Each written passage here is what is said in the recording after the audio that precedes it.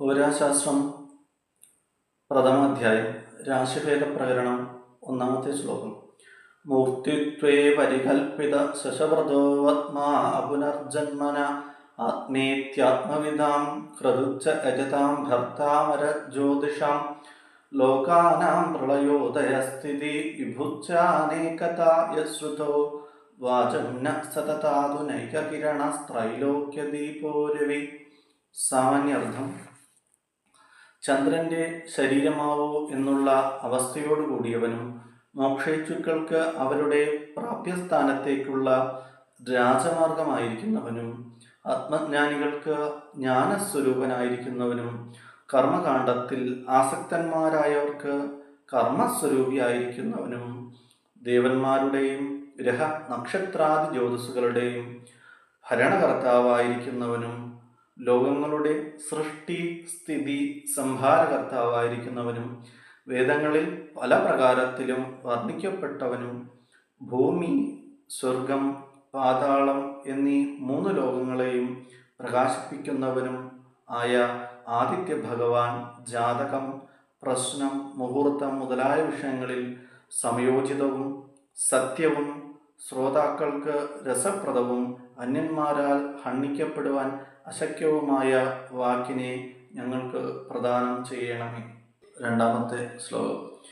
ഭൂയോഭിപ്പടുബുദ്ധിഭിപ്പടുതിയാം ഹോരാവലജ്ഞപ്തയേ ശബ്ദന്യായ സമന്വിതേഷു ബഹുശാസ്ത്രേഷു ദൃഷ്ടേഷഭി ഹോരാതന്ത്രമഹാർണവ പ്രതരണേ ഭഗ്നോദ്യമാനാമഹം സ്വൽപം വൃത്തവിചിത്രമർത്ഥബഹുളം ശാസ്ത്രപ്ലവം പ്രാരഭേ. അർത്ഥം: വലിയ ബുദ്ധിശാലികളും ഗംഭീരാശയന്മാരുമായ നാരദ, വസിഷ്ഠ, പരാശരാദികളാൽ വലിയ ബുദ്ധിമാന്മാർക്ക് ജാതഫലം അറിയുവാൻ വേണ്ടി ശബ്ദന്യായങ്ങളോടുകൂടി അനേകം ശാസ്ത്രഗ്രന്ഥങ്ങളെ പ്രകാശിപ്പിച്ചിട്ടുണ്ടെങ്കിലും ഹോരാശാസ്ത്രമാകുന്ന മഹാസമുദ്രം കടക്കുവാൻ പരിശ്രമിച്ച് നിരാശയന്മാരായവർക്ക് വേണ്ടി ഗ്രന്ഥവിസ്താരം കുറഞ്ഞതും അനുഷ്ടുപ്പ് മുതലായ പല വൃത്തങ്ങളോടുകൂടിയും ജാതകം, പ്രശ്നം, മുഹൂർത്തം, നിമിത്തം മുതലായ അനേകം അർത്ഥങ്ങൾ നിറഞ്ഞും ഇരിക്കുന്ന ശാസ്ത്രമാകുന്ന തോണിയെ നിർമ്മിക്കുന്നു. അതായത് ബൃഹജ്ജാതകം എന്ന പേരായ ഈ ഗ്രന്ഥത്തെ നിർമ്മിക്കുന്നു എന്നാണ് ആചാര്യൻ പറയുന്നത്. മൂന്നാമത്തെ ശ്ലോകം.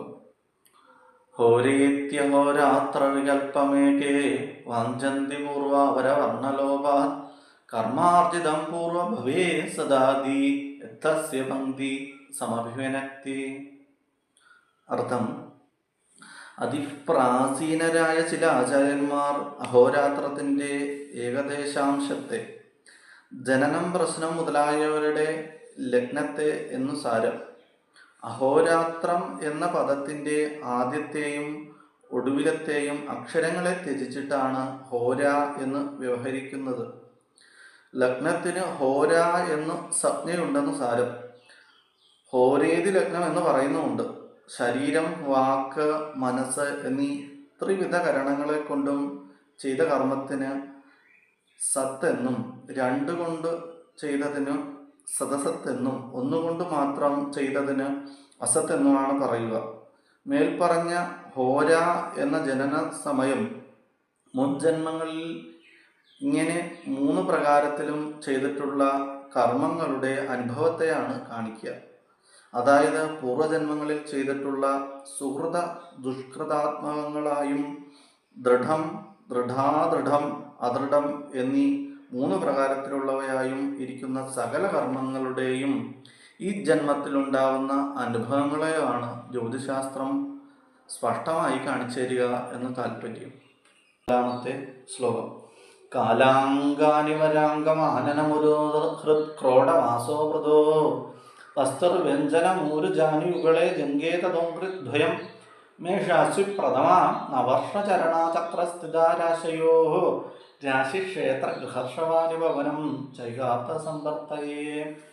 അർത്ഥം: മേടം രാശിയും അശ്വതി നക്ഷത്രവും തുടക്കമായും ഓരോ രാശിയും 9 നക്ഷത്രപാദങ്ങളോട് കൂടിയതായും ജ്യോതിചക്രത്തിന്മേൽ ഇരിക്കുന്നവയുമായ മേഷാദി 12 രാശികൾ കാലസ്വരൂപിയായ പുരുഷന്റെ ശിരസ് മുതലായ 12 അവയവങ്ങളാകും.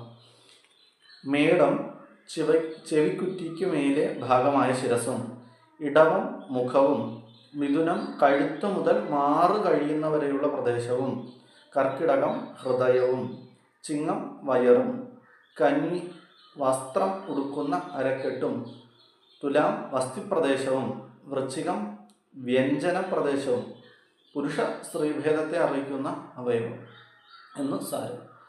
ധനു 2 തുടകളും, മകരം മുട്ടുകളും, കുംഭം കണങ്കാലുകളും, മീനം കാലപുരുഷന്റെ 2 കാലുകളുമാകുന്നു. രാശി, ക്ഷേത്രം, ഗൃഹം, വൃക്ഷം, ഭം, ഭവനം ഈ 6 പേരുകൾക്കും രാശി എന്ന് അർത്ഥമാകുന്നു.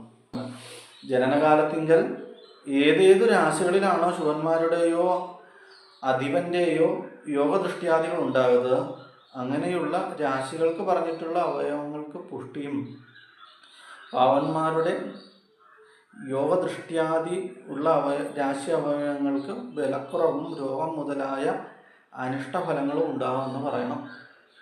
നഷ്ടജാതക പ്രശ്നത്തിൽ പൃച്ഛകൻ ഏത് രാശി അവയവമാണോ പ്രത്യേകകാലത്തിൽ സ്പർശിക്കുന്നത് ആ രാശിയാണ് ജനിച്ച കൂറെന്ന് പറയാവുന്നതാണ്. 5-ാമത്തെ ശ്ലോകം. മത്സ്യൗഖഡീ നിർമിധനം സഗതം സവീണം ചാവീ നരോശ്വ ജഗനോ മകരോ മൃഗാസ്യ തൗലീ സസസ്യ ദഹനാ പ്ലവകാ ജഗന്യ ശേഷാസോ നാമ സദൃശേ സ്വചരാച്ച സർവേ. അർത്ഥം: മീനരാശി അന്യോന്യം വാല് കടിച്ചിരിക്കുന്ന 2 മത്സ്യങ്ങളെ പോലെയും, കുംഭം വെറും കുടം ചുമന്നിരിക്കുന്ന ഒരു പുരുഷനെ പോലെയും, മിഥുനം വീണയും ഗദയും ധരിച്ചിരിക്കുന്ന സ്ത്രീ പുരുഷന്മാരായ ദമ്പതിമാരെ പോലെയും, ധനു അര മുതൽ കീഴ്പോട്ട് കുതിരയുടെ ആകൃതിയായും ചാപധാരിയായും ഇരിക്കുന്ന പുരുഷനെ പോലെയും, മകരം മാനിൻ്റെ തലയും മുതലയുടെ ഉടലും കൂടിയ ഒരു ജന്തുവിനെ പോലെയും, തുലാം തുലാസ് ധരിച്ചിരിക്കുന്ന ഒരു പുരുഷനെ പോലെയും, കന്നി നെൽക്കതിരും തീക്കൊള്ളിയും കയ്യിലെടുത്ത് തോണിയിലിരിക്കുന്ന ഒരു കന്യകയെപ്പോലെയും, ഇടവം കാളയെപ്പോലെയും, കർക്കിടകം ഞണ്ടിനെ പോലെയും, ചിങ്ങം സിംഹത്തെ പോലെയും, വൃശ്ചികം തേളിനെ പോലെയും, മേടം കോലാടിനെ പോലെയും ആകുന്നു. മേഷാദി രാശികൾ കോലാട് മുതലായ അതാതിന് പറഞ്ഞ ജീവികളോട് സമാനങ്ങളായ ഫലങ്ങളെ ചെയ്യുന്നത് കൊണ്ടാണ് സ്വതവേ അമൂർത്തങ്ങളാണെങ്കിലും അവയ്ക്ക് മേൽപ്പറഞ്ഞ വിധം ശരീരങ്ങൾ കൽപ്പിച്ചിരിക്കുന്നതെന്നും അറിയേണ്ടതാണ്. 6-ാമത്തെ ശ്ലോകം. ക്ഷിതിജസിതജ്ഞചന്ദ്രരവിസൗമ്യസിതാവനിജാഃ സുരഗുരുസൗരിമന്ദഗുരവച്ചഗൃഹാംശകപാഃ അചമൃഗതൗലിചന്ദ്രഭവനാദിനവാംശകവിദിർ ഭവന സമാംശകാധിപതയ സ്വഗൃഹാത്ക്രമശഃ. അർത്ഥം: മേടം വൃശ്ചികം ഈ രാശികളുടെയും അതുകളിൽ വരുന്ന നവാംശകം ദ്വാദശാംശകം ഇതുകളുടെയും അധിപൻ കുജനും, എടവം തുലാം ഇതുകളുടെയും അതുകളിലെ നവാംശകം ദ്വാദശാംശകളുടെയും അധിപൻ ശുക്രനും, മിഥുനം കന്നി ഇതുകളുടെ അധിപൻ ബുധനും, കർക്കിടകത്തിൻ്റെ അധിപൻ ചന്ദ്രനും, ചിങ്ങത്തിൻ്റെ ആദിത്യനും, ധനു മീനം ഇതുകളുടെ വ്യാഴവും, മകരം കുംഭം ഈ രാശികളുടെയും അതുകളിൽ വരുന്ന നവാംശകം ദ്വാദശാംശകം ഇതുകളുടെ അധിപൻ ശനിയുമാകുന്നു. ഓരോ രാശിയെയും 9 ഭാഗിച്ചാൽ അതിലൊരംശത്തെ 3 തീയതിയും 20 ഇലിയുമായ നരാംഗത്തെ ആണ് നവാംശകം എന്ന് പറയുക. മേടം, ചിങ്ങം, ധനു ഈ 3 രാശികളുടെയും ആദ്യത്തെ നവാംശകം മേടത്തിലും രണ്ടാമത്തേത് ഇടവത്തിലും ഇങ്ങനെ ക്രമത്തിൽ ഒടുവിലത്തേതായ 9-ാമത്തെ നവാംശകം ധനുവിലുമാകുന്നു.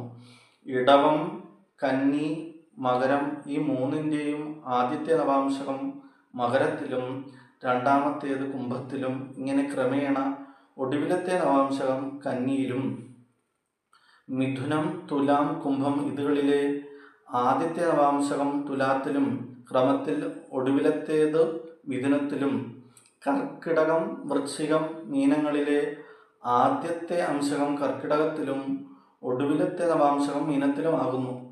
ഓരോ രാശിയെയും 12 ഭാഗമാക്കിയതിൽ ഒരംശത്തെയാണ് ദ്വാദശാംശകം എന്ന് പറയുക. ഈ ദ്വാദശാംശകം അതാതു രാശിയിൽ നിന്ന് തുടങ്ങി അതിൻ്റെ 12ാം ഭാവത്തിൽ അവസാനിക്കുകയും ചെയ്യും. മേടത്തിൽ ഒന്നാമത്തെ ദ്വാദശാംശകം മേടത്തിലും രണ്ടാമത്തേത് ഇടവത്തിലും, ഇടവത്തിൽ നിന്ന് തുടക്കവും മേടത്തിൽ അവസാനവുമാകുന്നു. ഗൃഹാംശകപാഹ എന്നതുകൊണ്ട് രാശ്യാംശകളിൽ വെച്ച് ഏതിനാണോ ബലം കൂടുക അതുകൊണ്ടാണ് ഫലം ചിന്തിപ്പിക്കേണ്ടതെന്നും അറിയാം. ബലയോഗാൽ ഫലമംശകർഷയോ എന്ന പ്രമാണവുമുണ്ട്. രാശി, അതിൻ്റെ അധിപൻ ഇതുകളിൽ വെച്ച് പ്രധാനമേറുക അധിപനാണെന്നും നവാംശകം ആദ്യം പറഞ്ഞതുകൊണ്ട് ഹോര, ദ്രേക്കാണാദി വർഗങ്ങളിൽ നവാംശകത്തിനാണ് പ്രാധാന്യമെന്നും വരുന്നുണ്ട്. 7-ാമത്തെ ശ്ലോകം. കുജരവിജഗുരുജ്ഞ ശുക്രഭാഗാഃ പവനസമീരണ കോർപ്പിജൂകലേയാഃ ഐജുയുജിതേ ഭജ്യസ്താഃ ശശിഭവനാളി ചഷാന്ത വൃക്ഷസന്ധിഃ. അർത്ഥം: ഓരോ രാശിയെയും 30 ഭാഗിച്ചാൽ ഒരംശത്തെ ത്രംശാംശകം എന്ന് പറയുന്നത്. മേഢം, മിഥുനം തുടങ്ങിയ ഓജരാശികളിൽ ആദ്യത്തെ 5 ത്രംശാംശകത്തിൻ്റെ അധിപൻ കുജനും 6 മുതൽ 10 കൂടിയ 5ൻ്റെ അധിപൻ ശനിയും, പിന്നെ 8ൻ്റെ അധിപൻ വ്യാഴവും, പിന്നെ 7ൻ്റെ അധിപൻ ബുധനും, ഒടുവിലത്തെ 5 ത്രംശാംശകത്തിൻ്റെ അധിപൻ ശുക്രനുമാകുന്നു. ഇടവം, കർക്കിടകം മുതലായ യുഗ്മരാശികളിൽ നേരെ വിപരീതമാണ്. ആദ്യത്തെ 5 അംശങ്ങളുടെ അധിപൻ ശുക്രനും, പിന്നെ 7ൻ്റെ അധിപൻ ബുധനും, പിന്നെ 8ൻ്റെ അധിപൻ വ്യാഴവും, പിന്നെ 5ൻ്റെ ശനിയും, ഒടുവിലത്തെ 5 അംശങ്ങളുടെ അധിപൻ കുജനുമാണെന്ന് താൽപ്പര്യം. കർക്കിടകം, വൃശ്ചികം, മീനം ഈ രാശികളുടെ അവസാനങ്ങൾ രാശികളും നക്ഷത്രങ്ങളും ഒപ്പം അവസാനിക്കുന്ന സ്ഥലങ്ങളാണ്. ഈ കർക്കിടക, വൃശ്ചിക, മീനാന്ത്യങ്ങൾ ഗണ്ഡാന്തങ്ങളായ ആയില്യം, കേട്ട, രേവതികളുടെ അന്ത്യചരണങ്ങളായി വരുന്നതിനാൽ ആ ഭാഗങ്ങൾ അശുഭങ്ങളാകുന്നു. ഈ കർക്കിടക, വൃശ്ചിക, മീനാന്ത്യങ്ങൾ ഗണ്ഡാന്തങ്ങളായ ആയില്യം, കേട്ട, രേവതികളുടെ അന്ത്യചരണങ്ങളായി വരുന്നതിനാൽ ആ ഭാഗങ്ങൾ അശുഭങ്ങളുമാകുന്നു. 8-ാമത്തെ ശ്ലോകം. ക്രിയതാവുരുജൂതുമകുളീരലേയപാർത്ഥോനജൂകോർപ്യാഖ്യ തൗക്ഷിക ആഗോഗേര ഹൃദ്രോഗചേതസി ക്രമശഃ. അർത്ഥം: ക്രിയം, താവുരു, ജൂതുമം, കുളീരം, ലേയം, പാർഥോനം, ജൂകം, കോർപ്പി, തൗക്ഷികം, ആഗോഗേരം, ഹൃദ്രോഗം, ഇതസി ഇവ ക്രമത്തില് മേഷാദി 12 രാശികളുടെയും പേരുകളാകുന്നു. 9-ാമത്തെ ശ്ലോകം. ദ്രേക്കാണഹോരാ നവഭാഗസജ്ഞ ത്രിംശാംശകോ ദ്വാദശസഞ്ജിതാസ്യ ക്ഷേത്രഞ്ച യദ്യസ്യ സദസ്യ വർഗോ ഹോരേതി ലഗ്നം ഭവനസ്യ ചാർദ്ധം. അർത്ഥം: ദ്രേക്കാണം, ഹോര, നവാംശകം, ത്രിംശാംശകം, ദ്വാദശാംശകം, ക്ഷേത്രം ഇങ്ങനെ 6 വർഗങ്ങളാകുന്നു. ഇവയിൽ ഏത് വർഗം ഏതു ഗ്രഹത്തിൻ്റേതാണോ ആ ഗ്രഹം അതിൻ്റെ അധിപനുമാണ്. ഹോര എന്ന് പറഞ്ഞാൽ ലഗ്നം എന്നും ഒരു രാശിയുടെ പകുതി എന്നും അർത്ഥമുണ്ട്. ഈ പറഞ്ഞ ഷഡ്വർഗങ്ങളെ കൊണ്ട് വേറെയും ചിന്തിപ്പാനുണ്ട്. പ്രശ്നത്തിൽ ത്രിസ്ഫുടത്തിൻ്റെ ദ്രേക്കാണാധിപൻ നിൽക്കുന്ന രാശിയുടെ അധിപനെ കൊണ്ട് പിതാവിൻ്റെയും, ഹോരാധിപൻ നിൽക്കുന്ന രാശ്യാധിപനെ കൊണ്ട് മാതാവിൻ്റെയും, നവാംശാധിപൻ നിൽക്കുന്ന രാശാധിപനെ കൊണ്ട് സഹോദരൻ്റെയും, ത്രിംശാംശകാധിപൻ നിൽക്കുന്ന രാശാധിപനെ കൊണ്ട് ബന്ധുക്കളുടെയും ദ്വാദശാംശാധിപൻ നിൽക്കുന്ന രാശാധിപനെ കൊണ്ട് പുത്രന്റെയും ത്രിസ്ഫുട ക്ഷേത്രാധിപൻ നിൽക്കുന്ന രാശാധിപനെ കൊണ്ട് ഭാര്യയുടെയും ഗുണദോഷങ്ങളെ വിചാരിക്കാവുന്നതാണ്. 10-ാമത്തെ ശ്ലോകം. ഗോജാശ്രികർക്കിമിഥുന സമൃഗാനിശാഖ്യ പൃഷ്ടോദയാ വിമിഥുന കഥിതാസ്തയേവ ശീർഷോദയാദിനബലാച്ച ഭവന്തി ശേഷാ ലഗ്നം മേത്യുഭയത പ്രതുരോമയുഗ്മം. അർത്ഥം: മേടം, ഇടവം, മിഥുനം, കർക്കിടം, ധനു, മകരം ഈ 6 രാത്രിയിൽ ബലാധിക്യമുള്ള രാശികളും ശേഷം 6 പകൽ ബലം ആധിക്യമുള്ള രാശികളുമാകുന്നു. മിഥുനം ഒഴിച്ച് ബാക്കി 5 രാത്രി രാശികളും പൃഷ്ഠാദ്യമായി ഉദിക്കുന്നവയും മീനം ഒഴിച്ചുള്ള മറ്റു 5 പകൽ രാശികളും മിഥുനവും ശിരസ് ആദ്യമായി ഉദിക്കുന്നവയും മീനൻ രാശി പൃഷ്ഠവും ശിരസും ഒരേ സമയത്ത് ഉദിക്കുന്നതുമാകുന്നു.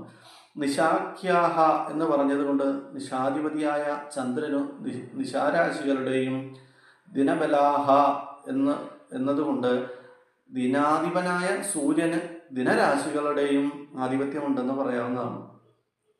സിംഹ, കന്യ, തുലാളിജ, കുംഭാന്ധ്യോ സൂര്യ രാശയഃ അന്യേതു രാശയച്ചാന്ദ്ര ദ്യൂന നിശാരാശയച്ചതേ എന്ന് പ്രമാണവുമുണ്ട്. പൃഷ്ടോദയാഹ എന്നും ശീർഷോദയാഹ എന്നുമുള്ള പദങ്ങളെ കൊണ്ട് പൃഷ്ടോദയ രാശികൾ അശുഭങ്ങളും ശീർഷോദയങ്ങൾ ശുഭങ്ങളാണെന്നും സൂചിപ്പിക്കുന്നുണ്ട്. ജാതകത്തിലെ ലഗ്നം ശീർഷോദയമാണെങ്കിൽ ദീർഘായുസ് മുതലായ ഗുണങ്ങൾ ഉണ്ടാവുമെന്നും കാര്യസാധ്യ പ്രശ്നത്തിൽ കാര്യം സാധിക്കുമെന്നും പറയണം. പൃഷ്ടോദയത്തിന് ഫലം വിപരീതവുമാണ്. എന്നാൽ പ്രസവ വിഷയമാണെങ്കിൽ പ്രശ്നത്തിൽ, പൃഷ്ടോദയമാണെങ്കിൽ അനായാസേന വേഗത്തിൽ പ്രസവിക്കുമെന്നും ശീർഷോദയമാണെങ്കിൽ താമസിച്ച് വിഷമിച്ചേ പ്രസവിക്കുമെന്നും പറയണം. പൃഷ്ടോദയേഷു സിദ്ധ്യത്യശുഭം ശീർഷോദയേഷു വിപരീതം എന്നും വചനവും കണ്ടിട്ടുണ്ട്. മേൽപ്പറഞ്ഞ പദങ്ങൾ കൊണ്ട് തന്നെ പൃഷ്ടോദയ രാശികൾ നിൽക്കുന്ന ഗ്രഹങ്ങൾ അവയുടെ ദശാപഹാരാദി കാലങ്ങളുടെ അവസാന ഘട്ടത്തിലാണ് ഫലം ചെയ്യുക എന്നും ശീർഷോദയസ്ഥന്മാരായ ഗ്രഹങ്ങളുടെ ഫലപ്രധാന കാലം ഇതിന് വിപരീതമാണെന്നും പറയാവുന്നതാണ്. 11-ാമത്തെ ശ്ലോകം. ക്രൂരസൗമ്യ പുരുഷവനിതേ ചരാഗദ്വിദേഹ വ്രാഗാദീശ ക്രിയവൃഷകർക്കിടസ്ത്രികോണ മാർത്താണ്ഡേന്ദുരൈജസമഭേ ചന്ദ്രഭാനുച്ചഹോരേ ദ്രേക്കാണസ്യു സുഭവന സുതത്രിത്രികോണാദിവാനാം. അർത്ഥം: മേടം, മിഥുനം മുതലായ ഓജരാശികളൊക്കെയും ക്രൂര സ്വഭാവങ്ങളും പുരുഷരാശികളുമാകുന്നു. എടവം, കർക്കിടം തുടങ്ങിയ രുഗ്മരാശികൾ മുഴുവനും സൗമ്യ സ്വഭാവങ്ങളും സ്ത്രീരാശികളുമാണ്. ഓജരാശികളെ കൊണ്ട് വിചാരിക്കുന്നവ സകലവും ക്രൂര സ്വഭാവമായിരിക്കും. യുഗ്മരാശികളെ കൊണ്ട് വിചാരിക്കുന്നവ വിപരീതവുമായിരിക്കും.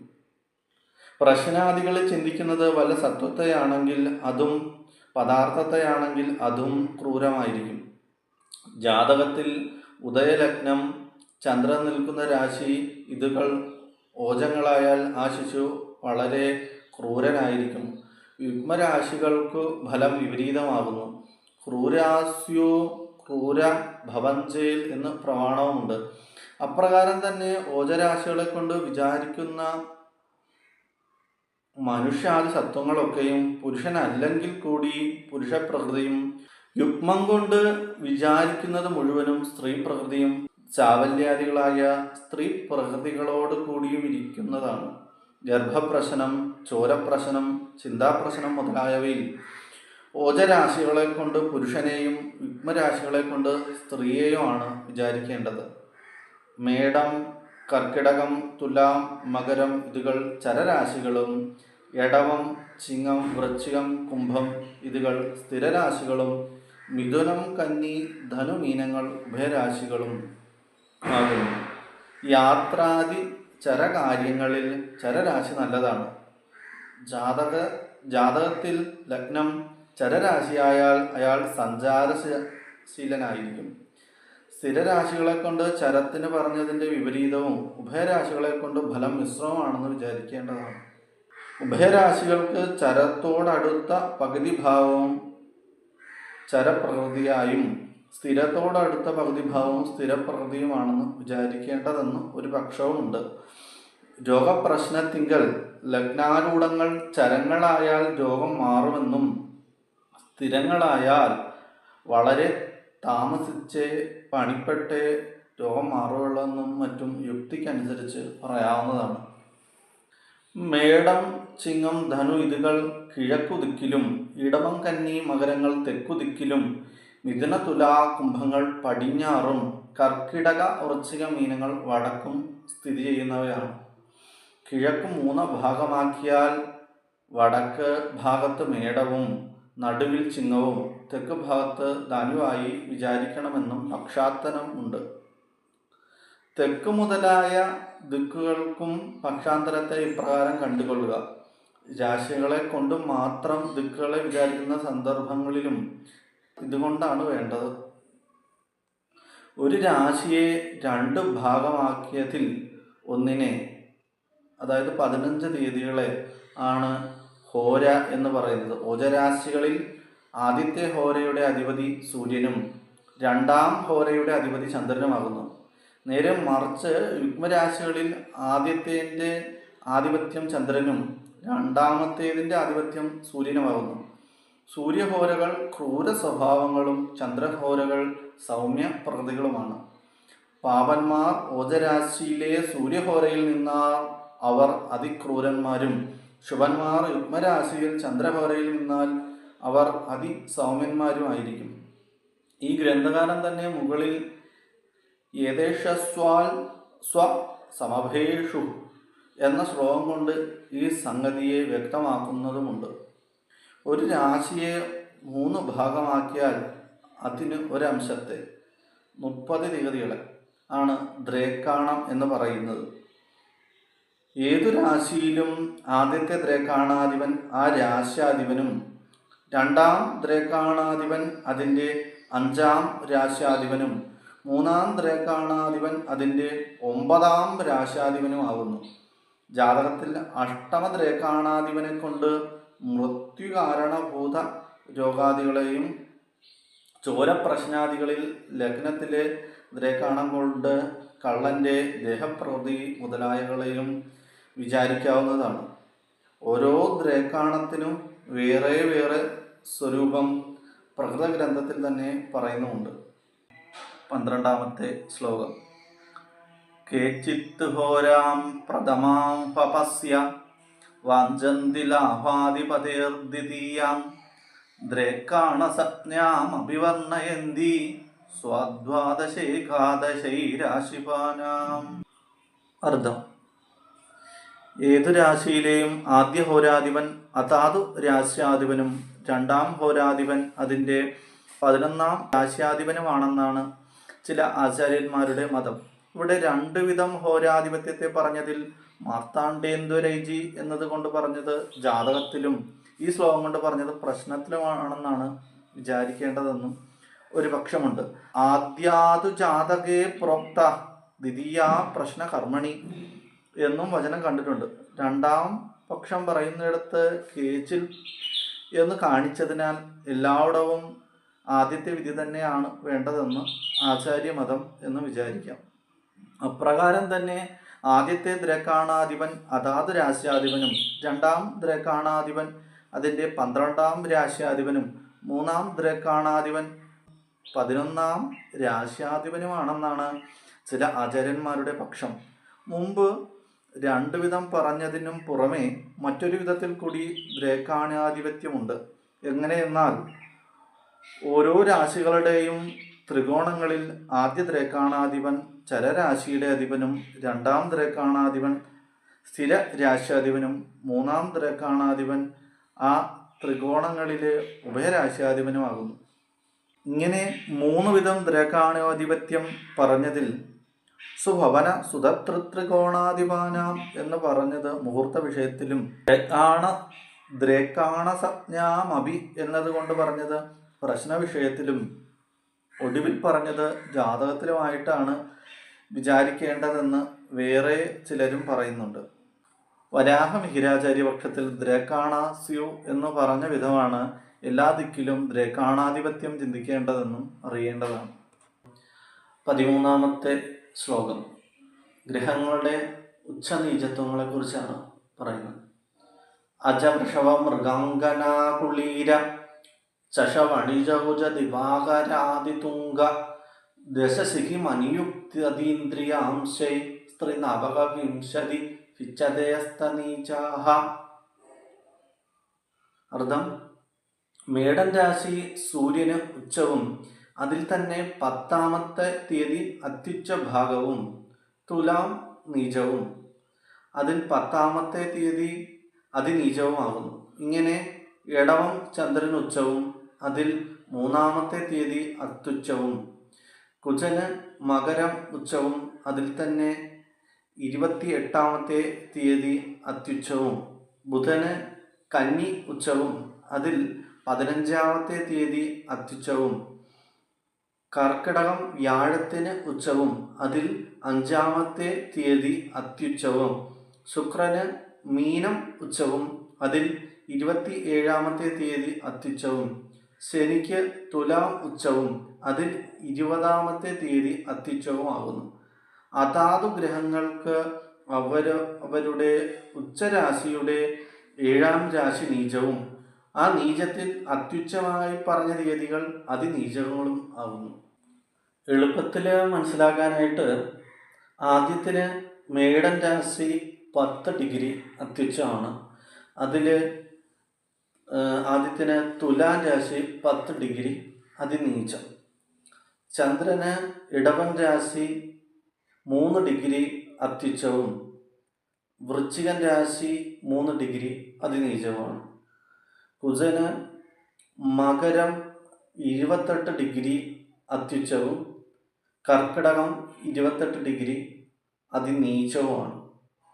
ബുധന് കന്നിരാശി 15 ഡിഗ്രി അത്യുച്ചവും മീനം രാശി 15 ഡിഗ്രി അതിനീചവുമാണ്. വ്യാഴത്തിന് കർക്കിടകം രാശി 5 ഡിഗ്രി അത്യുച്ചവും മകരം രാശി 5 ഡിഗ്രി അതിനീചവുമാണ്. ശുക്രന് മീനം രാശി 27-ാമത്തെ ഡിഗ്രി അത്യുച്ചവും കന്നി 27-ാമത്തെ ഡിഗ്രി അതിനീചവുമാണ്. ശനിക്ക് തുലാം രാശി 20 ഡിഗ്രി അത്യുച്ചമാണ്. മേടം രാശി 20 ഡിഗ്രി ശനിക്ക് അതിനീചവുമാണ്. 14-ാമത്തെ ശ്ലോകം വർഗോത്തമാചരഗൃഹാദിഷു പൂർവമദ്യ പര്യന്തത സ്വശുഭദാ നവഭാഗസജ്ഞാഃ സിംഹോ വൃഷപ്രഥമ-ഷഷ്ഠ-ഹയാങ്കതൗലീ കുംഭസ്ത്രികോണ ഭവനാനി ഭവന്തി സൂര്യാത്. വർഗോത്തമ നവാംശകത്തെയും ഗ്രഹങ്ങളുടെ മൂലത്രികോണ രാശികളെയുമാണ് ഈ ശ്ലോകം കൊണ്ട് ആചാര്യൻ പറയുന്നത്. ചരരാശികളിൽ ആദ്യത്തേതും സ്ഥിരരാശികളിൽ 5-ാമത്തേതും ഉഭയരാശികളിൽ 9-ാമത്തേതും നവാംശകങ്ങൾക്ക് വർഗോത്തമ നവാംശകങ്ങൾ എന്ന് പേരുണ്ട്. ഈ വർഗോത്തമ നവാംശകങ്ങൾ ശുഭഫലപ്രദങ്ങളാകുന്നു. ശുഭം വർഗോത്തമേ ജന്മ എന്നുണ്ട്. ലഗ്നാദിഭാവങ്ങളോ സൂര്യാദി ഗ്രഹങ്ങളോ വർഗോത്തമത്തിൽ നിന്നാൽ അതിന് ബലം അധികമുണ്ടെന്ന് താല്പര്യം. ചിങ്ങം, ഇടവം, മേടം, കന്നി, ധനു, തുലാം, കുംഭം എന്നീ രാശികൾ സൂര്യൻ മുതൽക്കുള്ള 7 ഗ്രഹങ്ങളുടെ മൂലത്രികോണങ്ങളാകുന്നു. സൂര്യൻ ചിങ്ങത്തിൽ ആദ്യം മുതൽ 20 തീയതികൾ കഴിയുന്നതുവരെ മൂലത്രികോണവും ശേഷം ഭാഗം സ്വക്ഷേത്രമാണ്. മൂലത്രികോണത്തിൽ 3/4 ബലവും സ്വക്ഷേത്രത്തിൽ അരബലവുമാണ് ഗ്രഹങ്ങൾക്കുള്ളതെന്നും അറിയുക. ചന്ദ്രന് ഇടവത്തിൽ 3 തീയതികൾ കഴിയുന്നതുവരെ ഉച്ചവും ശേഷം മൂലത്രികോണവും, ചൊവ്വയ്ക്ക് മേടത്തിൽ 12 തീയതികൾ കഴിയുന്നവരെ മൂലത്രികോണവും, ശേഷം സ്വക്ഷേത്രവും. ബുധന് കന്നിയിൽ ആദ്യം മുതൽ 15 തീയതികൾ കഴിയുന്നതുവരെ ഉച്ചവും, 16 മുതൽ 20 കൂടിയ 5 തീയതികൾ മൂലത്രികോണവും, ഒടുവിലത്തെ 10 തീയതികൾ സ്വക്ഷേത്രവും. ശുക്രന് തുലാത്തിൽ 5 തീയതികൾ മൂലത്രികോണവും ബാക്കി സ്വക്ഷേത്രവും. ശുക്രന് തുലാത്തിൽ 5 തീയതികൾ മൂലത്രികോണവും ബാക്കി സ്വക്ഷേത്രവും. ശനിക്ക് കുംഭത്തിൽ ആദ്യം മുതൽ 20 തീയതികൾ മൂലത്രികോണവും ശേഷം സ്വക്ഷേത്രവുമാകുന്നു. 15-ാമത്തെ ശ്ലോകം. ഹോരാദയസ്തനു കുടുംബ സഹോത്ത ബന്ധു പുത്രാരിപത്നി മരണാനി ശുഭാസ്പദായ രീഭാഗ്യമിത്യുപചേന്യരി കർമ്മലാഭ ദുച്ഛത്ക സഞ്ജത ഗൃഹാണ്യ നിത്യമേകേ. ലഗ്നാദി ഭാവങ്ങളുടെ പേരുകളെയും ഉപചയങ്ങളെയും പറയുന്നു. ജാതക പ്രശ്നാദികളിൽ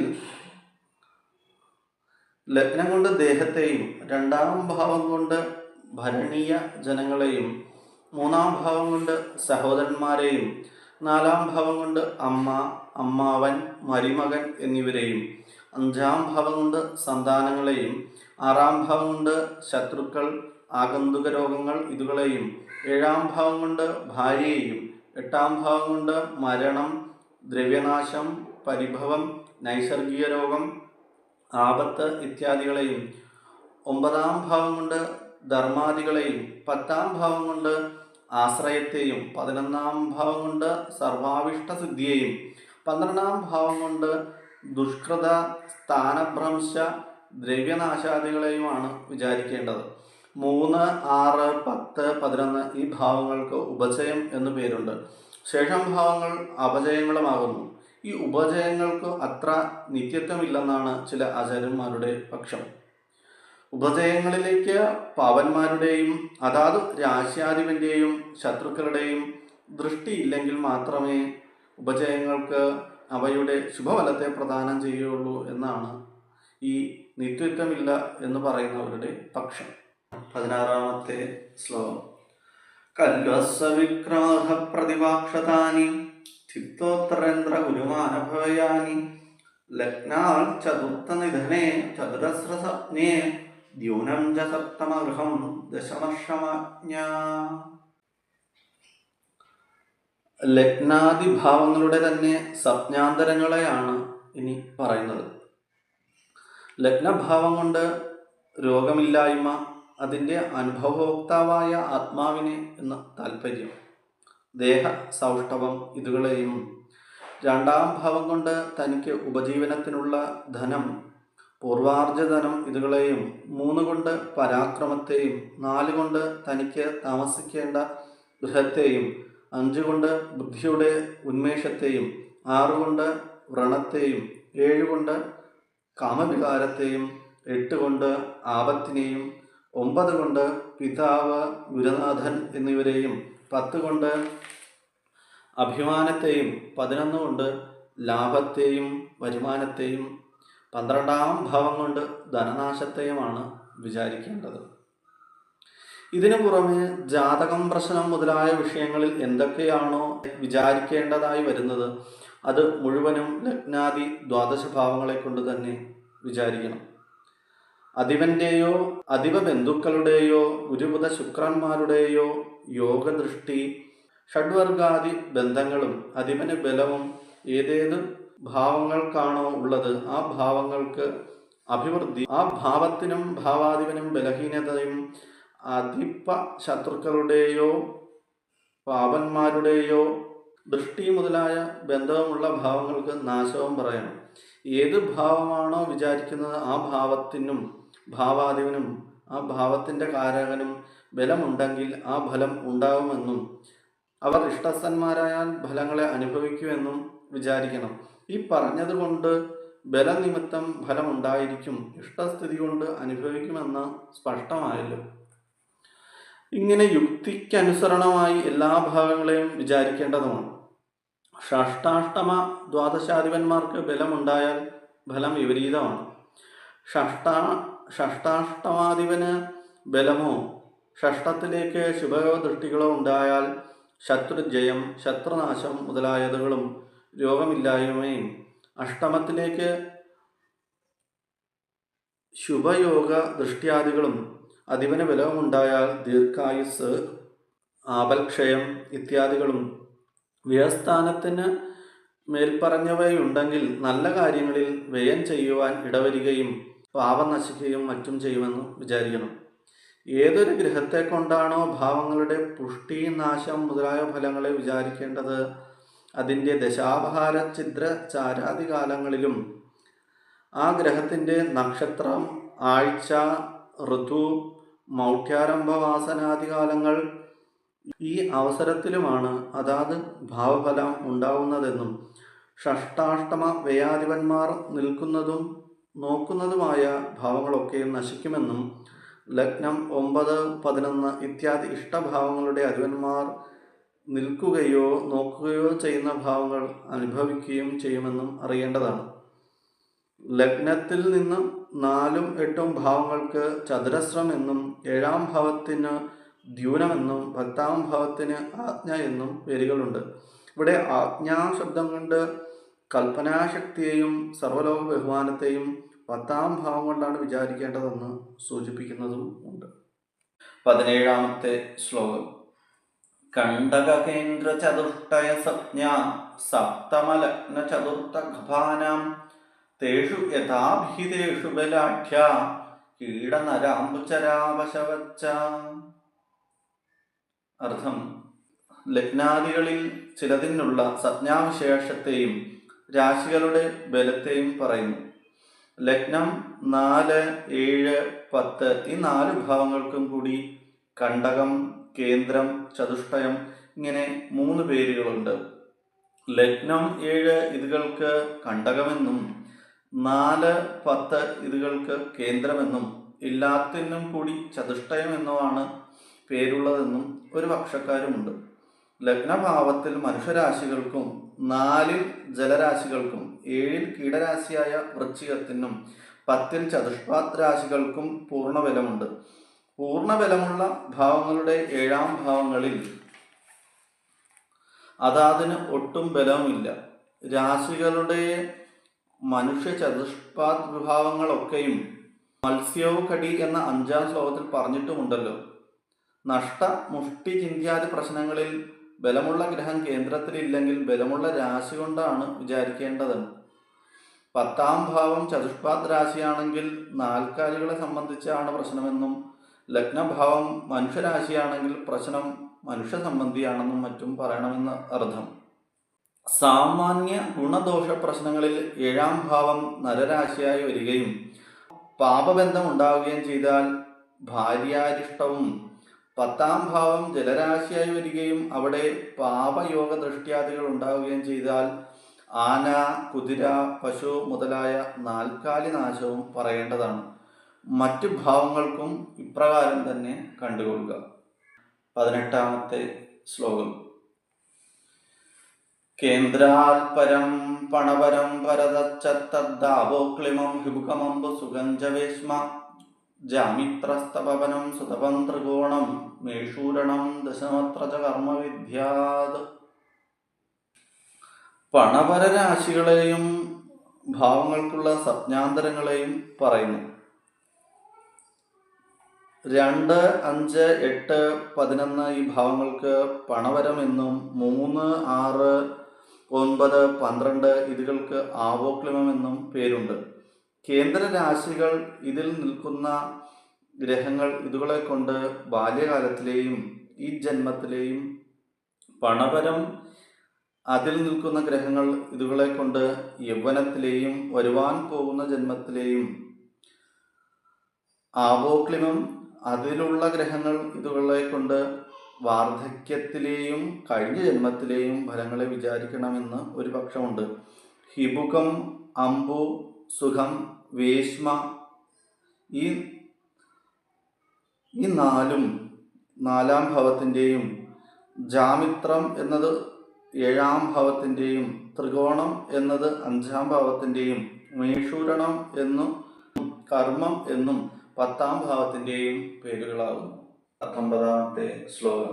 ഹോരാസാമി ഗുരുജ്ഞവീക്ഷിതയുധാന്യൈച്ച വീരോത്കട കേന്ദ്രസ്ഥാദിപദാധയോ നിശിജ പ്രാപ്തേജ സന്ധ്യാദ്വയേ പൂർവാർദ്ധേ വിഷയാദയ കൃതഗുണമാനം പ്രദീപം തതോ ദുഃചിത്കം സഹജം തപച്ച നവമം ത്രാദ്യം ത്രികോണം ച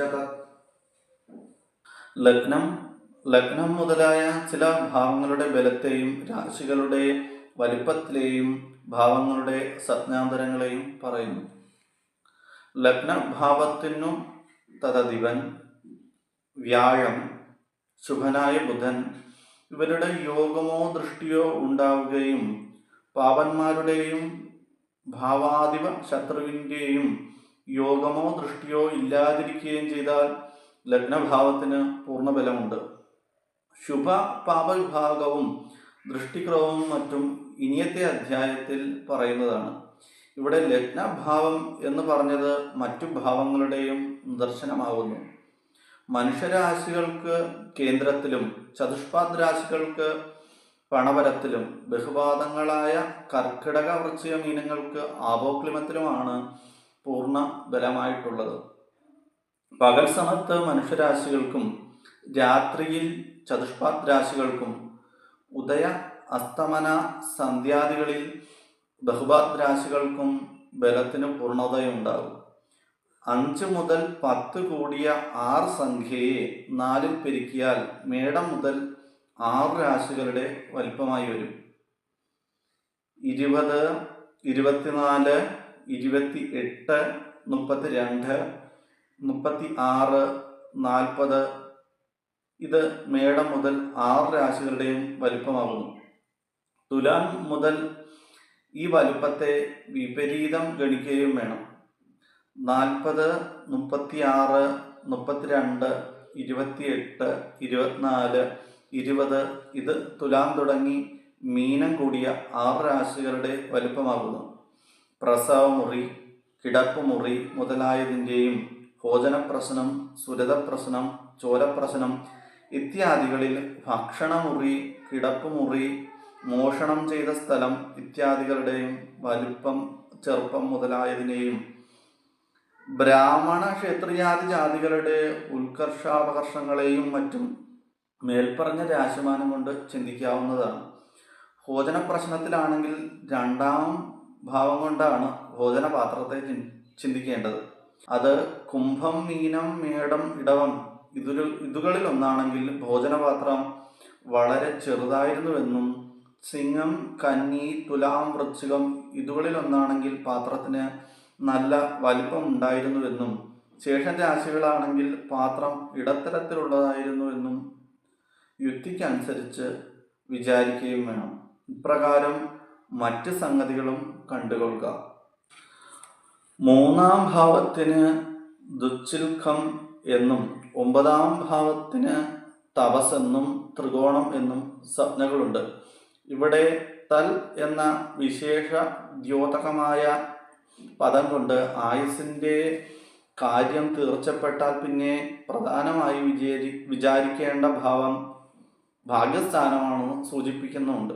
സർവം വിഹായ ചിന്യം ഭാഗ്യർഷം പ്രാണിനാം വിശേഷണ എന്ന് പ്രമാണവുമുണ്ട്. 20ാമത്തെ ശ്ലോകം. രക്തശ്വേത സുഖതനുനിഭ പാടലോ ധൂമ്രപാണ്ഡു ചിത്ര കൃഷ്ണ കനകസദൃശ പിങ്കള കർപ്പുരച്ച ബഭ്രസ്വച്ഛ പ്രദവഭവനാദ്യേഷു വർണ്ണാപ്ലവക്തം ശേഷാശാക്യം ദിനകരയുധാ ഹാൽ ദ്വിതീയഞ്ചവേസി. മേടം മുതൽക്കുള്ള 12 രാശികളുടെയും നിറത്തെയാണ് ഈ ശ്ലോകം കൊണ്ട് പറയുന്നത്. മേടം രാശിയുടെ വർണ്ണം ചുവപ്പും, ഇടവത്തിൻ്റേത് വെളുപ്പും, മിഥുനത്തിൻ്റെ കിളിയെപ്പോലെ പച്ചയും, കർക്കിടത്തിൻ്റേത് പാതിരാപ്പൂ പോലെയും, സിംഹത്തിൻ്റെ മങ്ങിയ വെളുപ്പും, കന്നിയുടേത് നാനാവർണവും, തുലാത്തിൻ്റേത് കറുപ്പും, വൃശ്ചികത്തിൻ്റേത് സ്വർണവർണവും, ധനുവിൻ്റേത് പിങ്കള വർണവും, മകരത്തിൻ്റേത് മങ്ങിയ വെളുപ്പും, കുംഭത്തിൻ്റേത് കീരിയുടെ വർണ്ണവും, മീനൻ രാശിയുടെ വർണ്ണം സ്വച്ഛവുമാകുന്നു. ജാതകം പ്രശ്നം മുതലായ ദിക്കിലൊക്കെയും ഗ്രഹമുണ്ടെങ്കിൽ അതിനെ കൊണ്ടും ഇല്ലെങ്കിൽ രാശിയെ കൊണ്ടുമാണ് വർണ്ണത്തെ പറയേണ്ടത്. രാശികൾ അതാത് രാശ്യാധിപന്റെ ദിക്കിലേക്ക് ചെരിഞ്ഞിട്ടാണ് ഇരിക്കുന്നത്. ഗ്രഹങ്ങളുടെ ദിക്കുകൾക്കുള്ള ആധിപത്യത്തെ ഇനിയത്തെ അധ്യായത്തിലെ 5-ാം ശ്ലോകത്തിൽ പറയുന്നതാകുന്നു. അതുപ്രകാരം സൂര്യൻ കിഴക്ക് ദിക്കിന്റെ അധിപനാകയാൽ ചിങ്ങൻ രാശി കിഴക്കോട്ട് ചരിഞ്ഞിരിക്കുമെന്നും ചൊവ്വ തെക്ക് ദിക്കിന്റെ അധിപനാകയാൽ മേടം വൃശ്ചികം ഇത് തെക്കോട്ട് ചെരിഞ്ഞു ഇരിക്കുമെന്നും താല്പര്യം. ഇതുപോലെ മറ്റു രാശികളുടെ ചെരിവിനെയും കണ്ടുകൊള്ളുക. ഭൂമിയുടെ നിമ്നോന്നതാദ്യവസ്ഥകളെ ഇതുകൊണ്ടാണ് വിചാരിക്കേണ്ടത്. രാശ്യാധിപന് ബലമുണ്ടെങ്കിൽ മാത്രമേ ഈ വിധിയെ ചിന്തിക്കേണ്ടതുള്ളൂ എന്നും ബലമില്ലെങ്കിൽ മറ്റു ഗ്രഹങ്ങളുടെ യോഗമോ ദൃഷ്ടിയോ ഉണ്ടെങ്കിൽ അവരിൽ ബലവാന്റെ ദിക്കിലേക്കാണ് ചെരിഞ്ഞിരിക്കുന്നതെന്നും രാശ്യാധിപന് ബലമോ മറ്റു ഗ്രഹങ്ങളുടെ യോഗദൃഷ്ടികളോ ഇല്ലെങ്കിൽ ആ രാശി കൊണ്ട് വിചാരിക്കുന്ന ദിക്ക് ചെരിവില്ലാതെ സമനിരപ്പായിരിക്കുമെന്നും അറിയേണ്ടതാണ്. സൂര്യൻ നിൽക്കുന്ന രാശിയുടെ 2-ാം ഭാവത്തിന് വേസി എന്ന സംജ്ഞയുണ്ട്. ചകാരം കൊണ്ട് സൂര്യന്റെ 12-ാം ഭാവത്തിന് വേസി എന്ന സംജ്ഞയുണ്ടെന്ന് കൂടി സൂചിപ്പിക്കുന്നുണ്ട്.